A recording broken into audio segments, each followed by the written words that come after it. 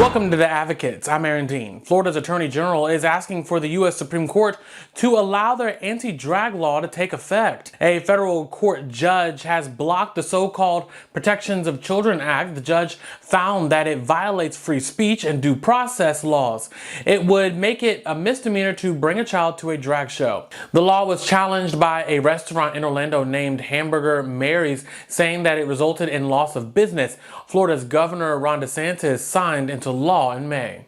Florida's governor is also defending his record with Florida's Jewish community after facing criticism from a Jewish GOP lawmaker. Florida State Representative Randy Fine is switching his endorsement from DeSantis to Trump. Fine says Florida has seen anti-Semitic demonstrations over the past 18 months, and he says DeSantis has said or done almost nothing. DeSantis is calling it pure politics and linked it to Fine's unsuccessful bid to become the president of Florida Atlantic University. A spokesperson for the governor highlighted pro-Israel initiatives, including efforts to combat anti-Semitism in schools and get funding for security at Jewish schools and synagogues. The NHL is revising the Pride Tape ban to now allow Pride Tape during practices, warm-ups, and games to support LGBTQ plus community members. The NHL Board of Governors met with NHL Players Association and the NHL Player Inclusion Coalition about the ban. This rule reversal allows players to express support for social causes with their stick tape. Arizona Coyotes defenseman Travis Dermott used rainbow tape even after the ban. Now, he says that he is passionate about encouraging inclusion within the hockey community. The NBA now has the first out non-binary and trans referee in U.S. pro sports. Flores is entering their second season as an NBA referee. They say that they now have a responsibility to be exactly who they are without hiding anything. Flores spoke to GQ and they added that sharing this with the world can allow them to do their job more comfortably. Flores has been refereeing for over 14 years and has officiated more than 1,000 games. New Hope, Pennsylvania is an LGBTQIA haven. This year, the Creative Hope Initiative is shining a light on their largely untold stories. They're commissioning 5 queer filmmakers to create 5 short documentaries that illuminate the community's artistic, vibrant, and electric charm. They've called it Queer Cuts, and filmmaker Natalie Jasmine Harris says that being around other queer filmmakers did wonders. Hi, Natalie. Welcome to the show. How are you? Hi, I'm doing well. How are you? I'm really good. Let's jump right on into it. You ready? Yeah, I'm All ready. right. So can you tell us a little bit about your film, Ben in Bloom?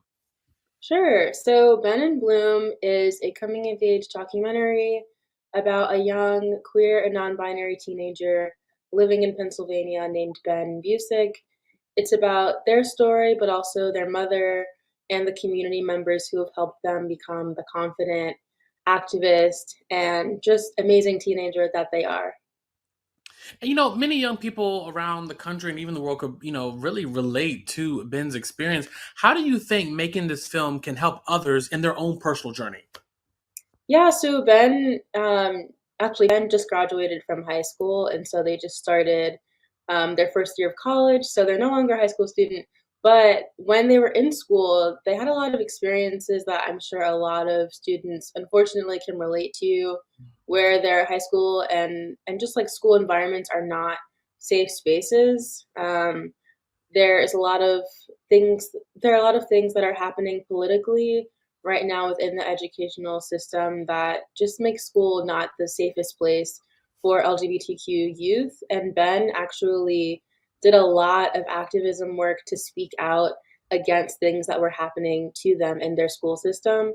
And I think that their story can be inspiring to others who are maybe going through similar things in more conservative areas, and it can show them how you can be a voice for your community in a way that hopefully makes your experience better than what a lot of people are trying to relegate you to. And as a filmmaker, how does it feel to be, working alongside 4 other queer filmmakers for this Queer Cuts Festival? How does it feel to be a part of this? It feels amazing to be a part of this fellowship program. We all have a little group chat and we're able to kind of learn from each other's process, making documentaries. Also, commiserate over hurdles that we have to go through, but also celebrate the wins and celebrate, our progress and the stories that we're telling together. So it feels really awesome to be a part of a group and not just be alone in the filmmaking world. For me too, this is my kind of like return to documentary filmmaking.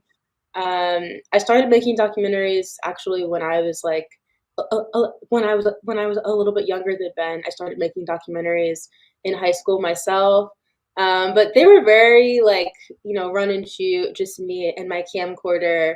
They weren't as professional as this, and so in college I mostly focused on narrative filmmaking. So this is kind of like my return to documentary in a way that's just as professional as my narrative work that I've been doing. So it's been really awesome to have a group of such professional documentary filmmakers alongside me who I can learn from and experience this with together.